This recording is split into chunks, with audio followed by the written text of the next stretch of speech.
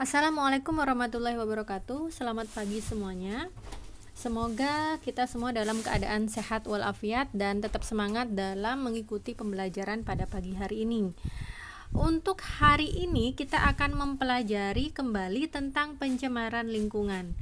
Minggu kemarin kalian sudah belajar dan mengerjakan tugas apa itu definisi dari pencemaran lingkungan, kemudian apa itu pencemaran tanah, udara, dan juga pencemaran air. Hari ini kita akan membahas hasil kerja kalian. Kalian bisa menilai apakah hasil kerja kalian sudah sesuai dengan apa yang kita bahas pada pagi hari ini. Coba kita perhatikan gambar pada buku ini. Nah, keadaan pada gambar 3.1 ini yang biasa kita lihat di daerah perkotaan, di mana di jalan raya banyak sekali kendaraan, mobil ya, kemudian ada sepeda motor. Nah, itu adalah bagian dari penghasil gas. Gas itu banyak mengandung gas CO atau karbon monoksida yang merupakan polutan. Apa itu polutan? Polutan itu merupakan senyawa yang menyebabkan pencemaran lingkungan. Salah satunya bisa menyebabkan racun, dan ini sangat berbahaya pada paru-paru kita. Jadi ini salah satu penyebab yang bisa menyebabkan paru-paru kita mengidap penyakit bronkitis salah satunya. Kita lanjut lagi ke gambar 3.2. Pada gambar 3.2 kita melihat di sini kondisi sungai, terutama ini terjadi di kota-kota besar juga ya. Di sini banyak sekali orang-orang yang kurang sadar. Mereka tetap saja membuang sampah di daerah sungai. Nah, ini yang membuat daerah sungai tercemar. Daerah sungai mengeluarkan bau yang kurang sedap dan juga mengurangi keindahan dari sungai tersebut.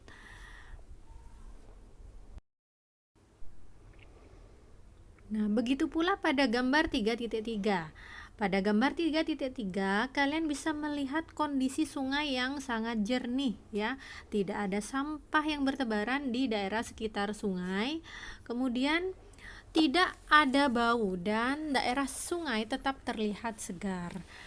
Coba kalian perhatikan pada gambar 3.4. Hal ini sangat kontras sekali dengan apa yang terjadi pada gambar 3.3. Nah, pada gambar 3.4 kalian bisa melihat kondisi sungai yang sangat kotor ya, seperti Miss Vina jelaskan tadi. Hal ini dapat menyebabkan bau busuk. Kemudian tidak jarang dan bahkan memang kondisi sungai yang kotor seperti ini banyak terdapat bakteri dan juga kuman yang bisa menyebabkan infeksi atau penyakit. Apabila kalian melihat kondisi sungai yang tampak pada gambar tadi, yaitu gambar 3.4, hal ini akan mempengaruhi kehidupan makhluk hidup yang berada di sekitar sungai. Nah, inilah yang kalian sebut dengan istilah pencemaran. Kembali lagi ya, Miss Vina jelaskan bahwa kalau kalian melihat pada kedua gambar ini gambar 3.3 ini adalah kondisi sungai yang jernih, berarti bebas dari pencemaran. Sedangkan kondisi 3.4 karena banyak sekali polutan yang ada di sungai tersebut, maka inilah yang disebut dengan sungai yang mengalami pencemaran atau sungai yang tercemar. Apa itu pencemaran lingkungan? Nah, menurut Undang-Undang RI nomor 23 tahun 97, pencemaran lingkungan adalah masuknya makhluk hidup ya, zat, energi atau komponen lain ke dalam lingkungan hidup oleh kegiatan manusia sehingga kualitasnya turun sampai ke tingkat tertentu dan menyebabkan lingkungan hidup tidak dapat berfungsi sesuai dengan peruntukannya. Jadi di sini pencemaran lingkungan di sini bisa terjadi yang pertama karena kegiatan manusia dan bisa juga karena faktor alam. Pada pencemaran yang akan kita pelajari pada pada hari ini itu ada 3 ya, ada pencemaran udara, pencemaran air, dan pencemaran tanah. Selanjutnya, apa saja ciri-ciri udara yang tercemar? Ini Miss Vina akan menjelaskan terlebih dahulu pencemaran udara, karena yang terjadi saat ini yang lebih krisis atau parah itu adalah lingkungan udara. Jadi kita harus tahu dulu ciri-cirinya seperti apa. Yang pertama, ciri-ciri dari pencemaran udara. Yang pertama itu kadar karbon dioksidanya tinggi atau kadar CO2-nya tinggi. Dan kondisi dari udara menjadi berwarna, biasanya berwarna abu-abu ataupun berwarna hitam, gelap, berbau, ya, pengap, dan juga bisa menyebabkan iritasi mata. Untuk yang kedua adalah pencemaran air. Apa itu pencemaran air dan apa saja ciri-ciri yang terjadi ketika air tercemar? Yang pertama air yang tercemar itu akan berbau. Kemudian mengandung bahan pelarut dan juga ada endapan. Derajat keasamannya tidak netral, artinya apa? Biasanya kalau air yang jernih itu pH-nya sama dengan 7 atau rentang itu. Ketika pH-nya itu kurang dari 7, nah ini dikatakan bahwa air tersebut ini tercemar. Atau lebih dari 7 dan bahkan mendekati angka 14 itu berarti kondisi air tersebut atau tidak netral. Dan selanjutnya, ciri-ciri air yang tercemar, terdapat mikroorganisme yang berlebih, khususnya ketika kita mengidentifikasi melalui mikroskop. Memiliki rasa, karena biasanya air yang normal, air yang jernih itu rasanya hambar atau tidak berasa. Kemudian radioaktivitas air meningkat, suhu air berubah, yang biasanya suhu normal air itu antara 20 sampai 25 derajat Celcius. Ketika suhu air berada di bawah ataupun di atas itu, ini artinya air sudah tercemar. Dan air tersebut berwarna, biasanya berwarna keruh atau berwarna gelap. Selanjutnya, bagaimana ciri-ciri dari tanah yang tercemar atau pencemaran tanah? Nah, ciri-ciri tanah yang tercemar yang pertama, derajat keasaman atau pH-nya sangat tinggi atau pH-nya itu lebih dari 7, bisa sampai 10, rentang 10 dan 14. Kemudian kandungan mineralnya sedikit, tanah juga mengandung plastik dan bahan lain yang tidak dapat diuraikan, serta pertumbuhan mikroorganisme dan jamur tidak ada. Artinya apa? Ketika tanah tersebut tidak mengandung organisme, misalkan bakteri penyubur tanah, contohnya Nitrosomonas, dan juga jamur tidak tumbuh di sekitar tanah tersebut, itu artinya tanahnya tidak sudah tercemar maksudnya. Kemudian unsur hara tanah hilang. Nah, itu adalah 3 keadaan ciri-ciri bagaimana ketika udara, air, dan tanah mengalami pencemaran atau tercemar.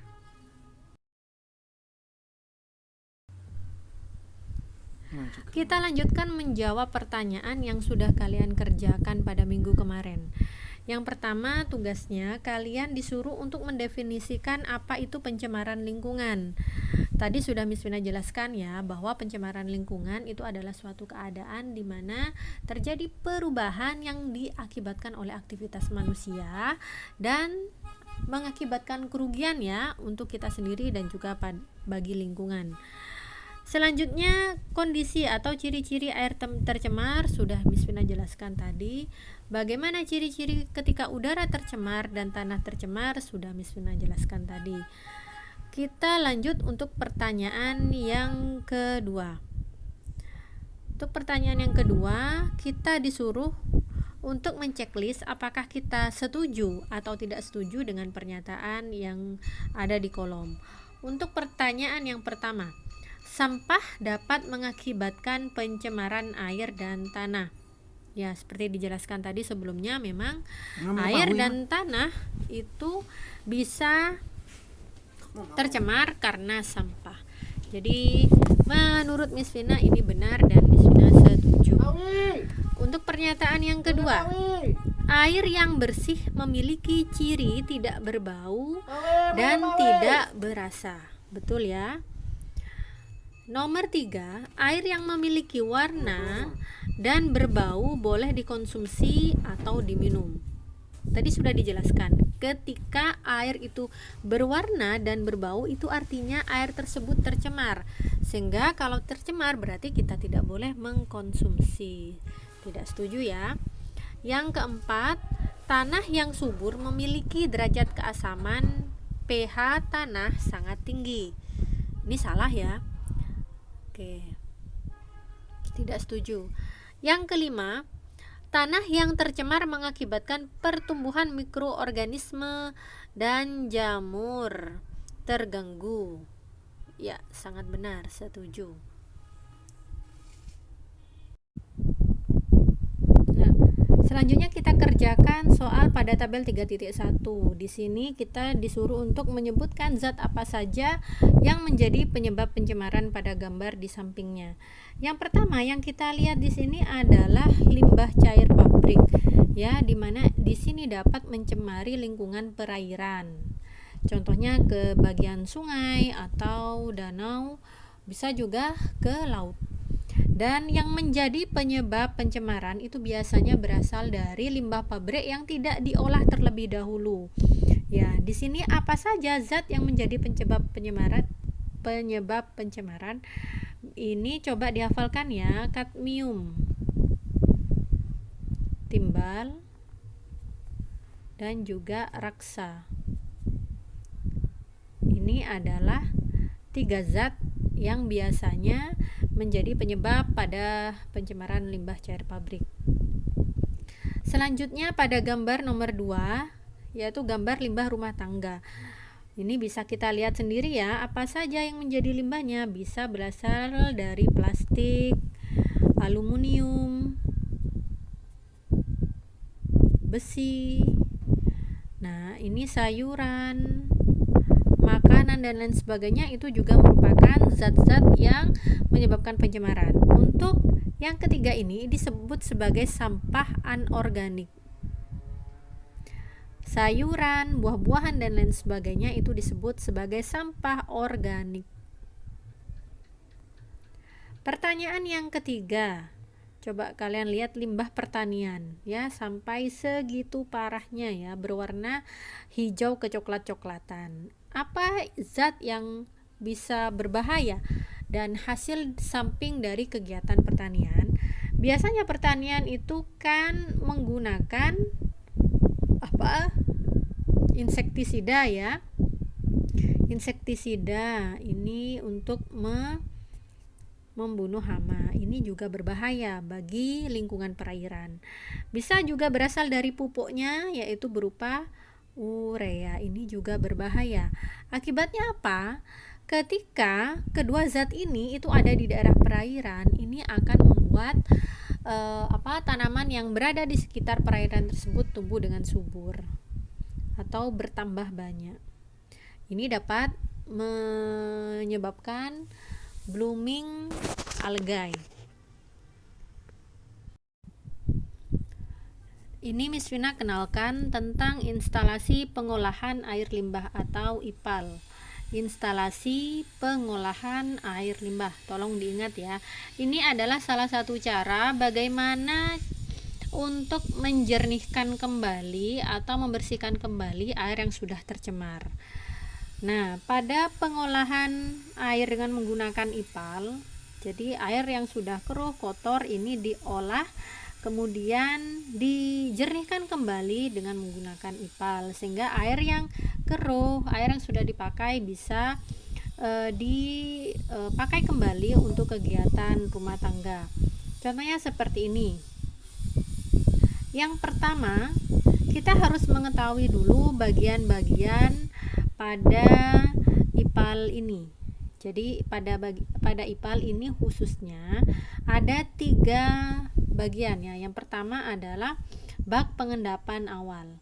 Nah, pada saat air yang sudah keruh atau sudah terpakai masuk ke dalam bak pengendapan awal, kemudian air tersebut akan dibedakan ya antara zat padat ya dan juga zat cair maksudnya.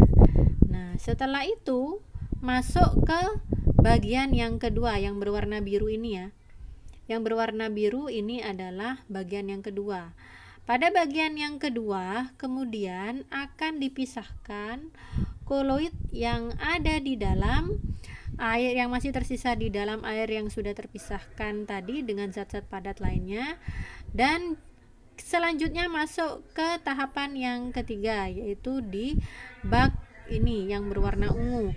Pada bak yang berwarna ungu ini terjadi pemusnahan unsur hara, dan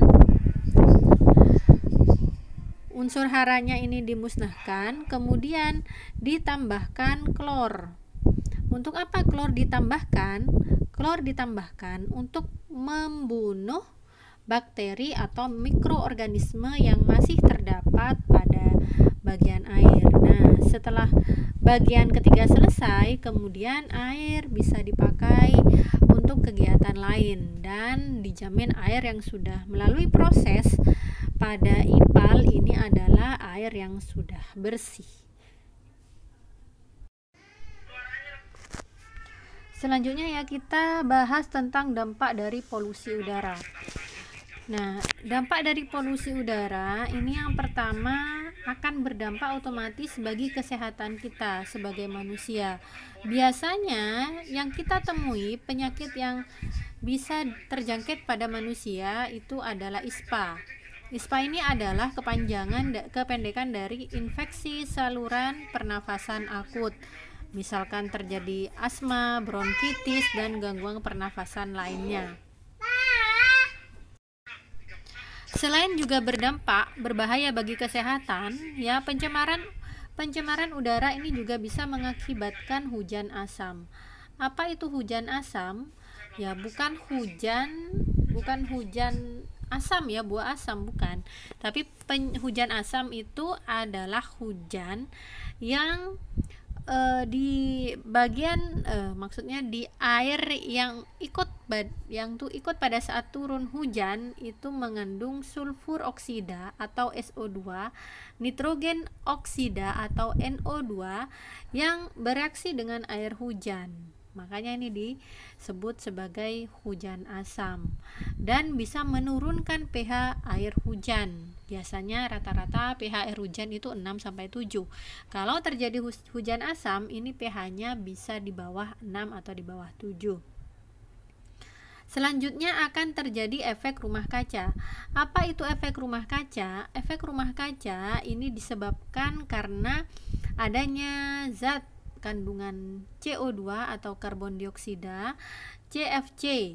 Kalau CO2 ini biasanya diakibatkan karena kendaraan bermotor dan juga aktivitas pabrik, dan juga akan menghasilkan CFC atau klorofluorokarbon yang biasanya dihasilkan oleh kulkas.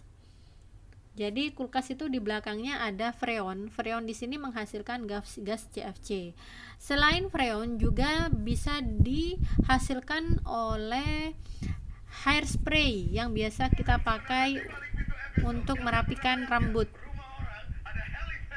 Kemudian ada juga metana, ozon, NO2 di lapisan troposfer yang menyerap radiasi panas matahari.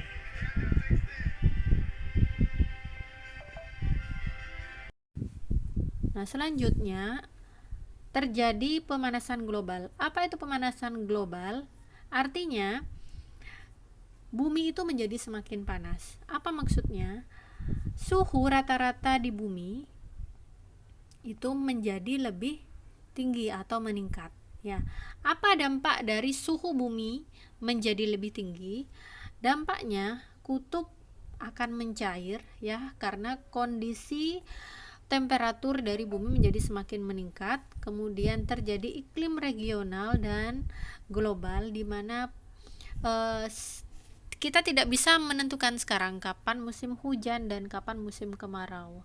Hal ini juga disebabkan karena adanya pemanasan global yang salah satunya disebabkan oleh pencemaran udara dan adanya perubahan siklus hidup flora dan fauna. Hal yang serupa diakibatkan oleh pencemaran udara akan mengakibatkan kerusakan lapisan ozon. Nah, lapisan ozon atau O3 ini posisinya berada pada lapisan stratosfer. Hal ini diakibatkan karena emisi dari CFC atau klorofluorokarbon yang biasa dihasilkan oleh kulkas atau bagian freon dan juga hairspray.